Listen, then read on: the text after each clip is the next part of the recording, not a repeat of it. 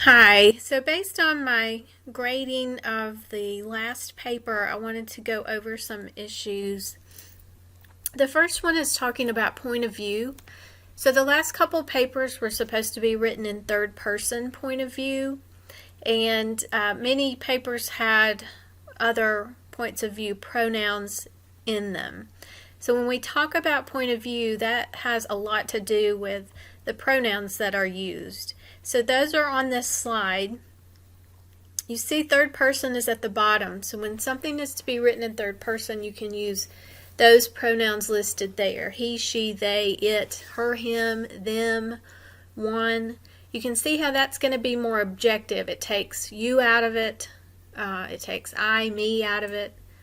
And that's why most formal papers are assigned to be written in third person. And above that, you can see first person. That is when you are writing it from your own point of view. That would be like a narrative where you're telling a story and you're part of it. And you see those pronouns there, I, me, we, our, us. And then second person would be you, your, and your, as in you are. Those seem to kind of slip in. I spotted a few of those in some papers, and that is really should only be used when you really intend to speak directly to the reader. Lots of times that's used for things like instructions, maybe a recipe or something like that. So we'll be sticking mostly with third person, and you see those pronouns there. Go to the next slide. Okay. The other thing I wanted to talk about was documentation. When you cite a source, some of you are doing a good job finding sources and integrating them into your papers, but we have to make sure it's done correctly. And so I have here that they must match up. What I mean by that is, if you put a source in your paper, so in your paragraph you refer to a source, that source should then easily be found in your works cited page. And then vice versa. If something is listed on your works cited page, then I should see that source in your paper, in your paragraphs, in your sentences. And I have an example here. So let's say you wrote something like, studies show that 50% of English teachers win the lottery. Okay, and then parentheses, you have the source listed as Smith and the page number is 45. I should be able to quickly flip to the last page, your works cited page, and see Smith.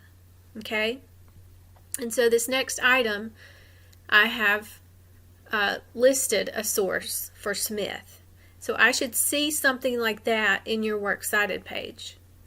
And again, vice versa, if I see this Smith citation in your works cited page, then it should have been in your paper in parentheses, or you should have said something in the paper like, according to Lori Smith, etc. It has to match up. Also, essay organization. This is big. You want to get essay organization down because then you can write almost any essay. Most of them follow the same pattern. In your introduction, you want to hook at the beginning, draw the reader in, then some background information to lead us down to the thesis statement at the end of the introduction. This is the first paragraph. That thesis statement should let the reader know what the essay is about and what the main points of support are. So, for example, if you're writing an argument essay, that thesis statement should state what your argument is as well as your main points. Now, you don't want to say something like, this essay is going to be about, and my main points are. No, you weave it in, do it nice and professional-like.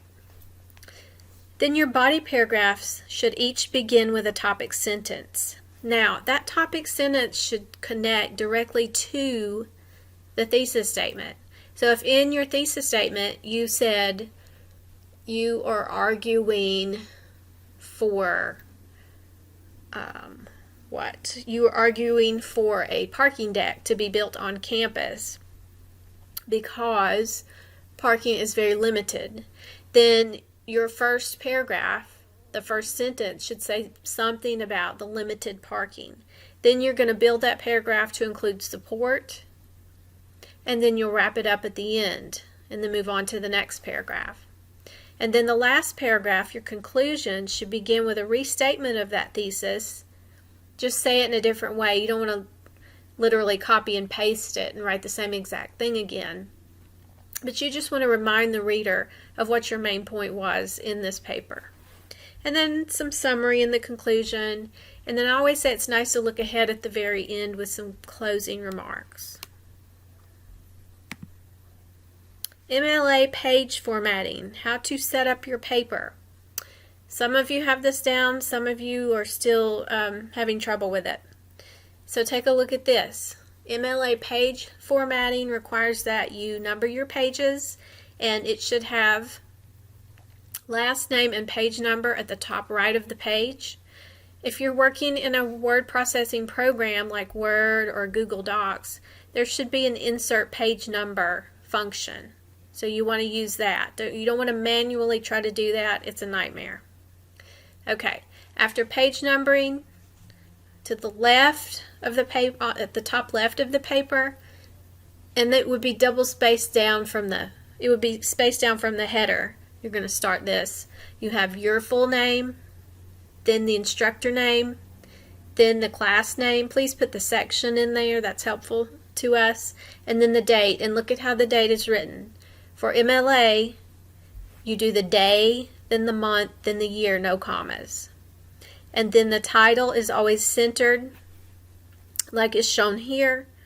Capitalize everything but the smaller letters, but always capitalize first and last words in a title. It shouldn't be in bold and blinking lights and glitter or anything like that.